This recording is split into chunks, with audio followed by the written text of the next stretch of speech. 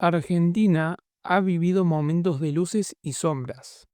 El fútbol ha sido un reflejo perfecto de esa dualidad durante décadas, mientras el país enfrentaba crisis políticas, económicas y sociales. El fútbol alcanzaba niveles de gloria que emocionaron al mundo entero. Esta es la historia de cómo este deporte se convirtió en el refugio y orgullo de toda una nación. A finales de los años 70 y principios de los años 80, Argentina atravesaba una de sus etapas más oscuras. La dictadura militar dejó un saldo trágico de desaparecidos, censura y miedo constante. Era un país quebrado, donde la esperanza parecía escasa. Pero en medio de este panorama desolador, el fútbol se convirtió en un refugio, una chispa de alegría en medio de la incertidumbre. Durante el Mundial de 1978, organizado en Argentina, la selección nacional alzó su primer trofeo mundial bajo la dirección de César Luis Menotti.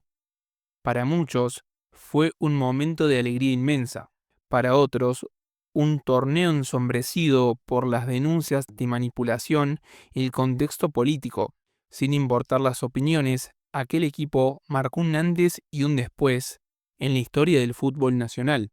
Mientras el país celebraba, en los centros clandestinos de detención, jóvenes con sueños e ilusiones, como Carlos Alberto Rivada, de Huracán, Claudio Ottavino, de Excursionistas, Rubén Bravo, de Rosario Central, José Luis Clark, jugador de Gimnasia y Esgrima de La Plata, Juan Alberto Ontiveros, Juan Carlos Cabrera de Racing y Víctor Basterra, futbolista amateur y sobreviviente de la ESMA, eran arrebatados de su hogar y de las canchas para nunca regresar. Eran futbolistas, pero ante todo eran hijos, hermanos, amigos. Gente con sueños truncados. En medio de la ambigüedad y las tensiones, hubo historias más personales que ilustraron el control y la intimidación ejercida por la dictadura. Un caso escalofriante lo vivió Osvaldo Filiol, arquero de River Plate, quien, en los años de mayor opresión, fue amenazado con un arma por José Lacoste, uno de los hombres cercanos al régimen, para que firmara su contrato con el club. La amenaza, realizada en la mesa de negociación, reflejaba la presión política que se ejercía sobre los futbolistas, quienes, incluso sin ser militantes, se veían arrastrados por la marea del poder militar. Filiol, uno de los íconos del fútbol argentino, narró en su momento cómo la dictadura intervenía en cada aspecto de la vida, incluso en los contratos de los jugadores. El fútbol argentino vivió momentos de profunda tristeza.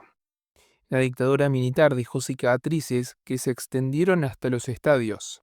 Jugadores como Carlos Rivada, Claudio Ottavino, Rubén Bravo, José Luis Clark, Julio Ontiveros, Juan Carlos Cabrera y muchos más fueron secuestrados y desaparecidos por sus ideales, por sus convicciones, por soñar con un país mejor.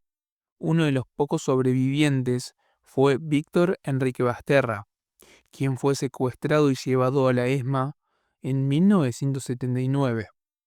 Obligado a trabajar como fotógrafo para los represores, logró sacar en secreto imágenes que sirvieron como pruebas en los juicios de lesa humanidad. Su testimonio permitió que muchas de esas historias no quedaran en el olvido. Alberto J. Armando, durante su presidencia en Boca Juniors, mantuvo vínculos con el gobierno militar. En 1972, bajo su mandato, el club nombró socios honorarios a los dictadores Emilio Macera y Alejandro Agustín Lanusse.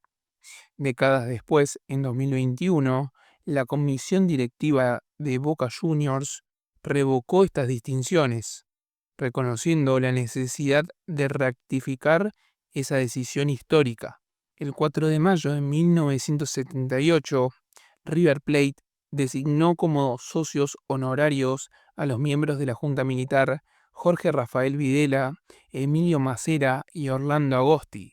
Estas distinciones fueron revocadas el 24 de abril de 1997, impulsadas por el maestro y ex legislador Alfredo Bravo.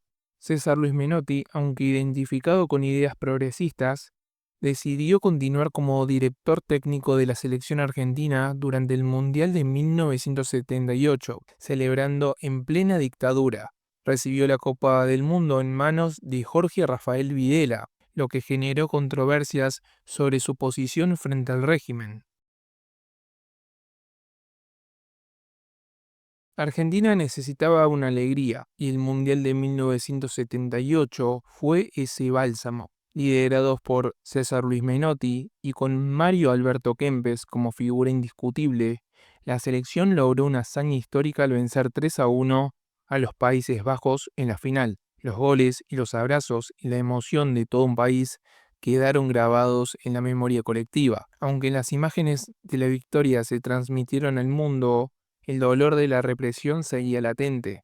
La dictadura utilizó el fútbol como herramienta de propaganda, intentando tapar las ausencias, las sillas vacías en las mesas familiares. Mientras Kempes levantaba el trofeo en el Monumental, en lugares como la ESMA y la Mansión Seré, personas como Claudio Tamburrini, arquero de Almagro, sufrían el terror de la represión. Él logró escapar y contar su historia, pero muchos otros no tuvieron esa oportunidad.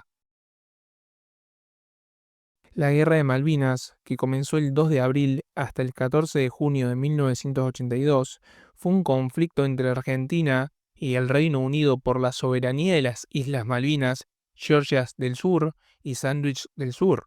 La dictadura argentina, liderada por Leopoldo Galtieri, intentó recuperar las islas mediante una invasión buscando apoyo popular en medio de una crisis interna. El Reino Unido, bajo el gobierno de Margaret Thatcher, respondió enviando una fuerza naval y aérea para recuperar el territorio. Tras intensos combates terrestres, navales y aéreos, las tropas británicas lograron imponerse, obligando a Argentina a rendirse el 14 de junio.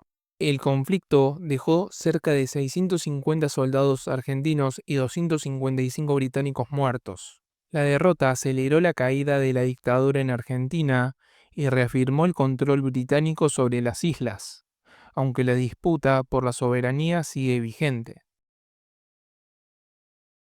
8 años después de ganar el primer mundial, Diego Armando Maradona llevó a la selección argentina a la cima del mundo en México de 1986. Su talento deslumbrante y su capacidad para cargar al equipo en los momentos más difíciles lo convirtieron en un icono eterno.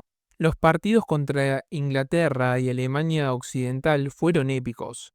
La mano de Dios y el gol del siglo ante los ingleses no solo sellaron su lugar en la historia, sino que también resonaron como una especie de revancha simbólica tras la Guerra de Malvinas.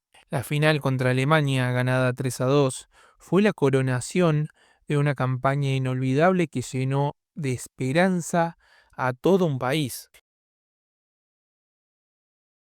Mientras la selección brillaba en los mundiales, los clubes argentinos dominaban el continente. Independiente, el rey de copas, ganó 4 Libertadores consecutivas entre 1972 y 1975, mostrando un fútbol sólido e inquebrantable. Boca, por su parte, conquistó 2 Libertadores y una Intercontinental, dejando una marca imborrable. En esos años, clubes como River Plate, Estudiantes de La Plata y Racing también demostraron su grandeza, consolidando a Argentina como un gigante del fútbol sudamericano. Las noches de Libertadores eran más que partidos, eran verdaderas batallas que unían a los hinchas en torno a un sueño común.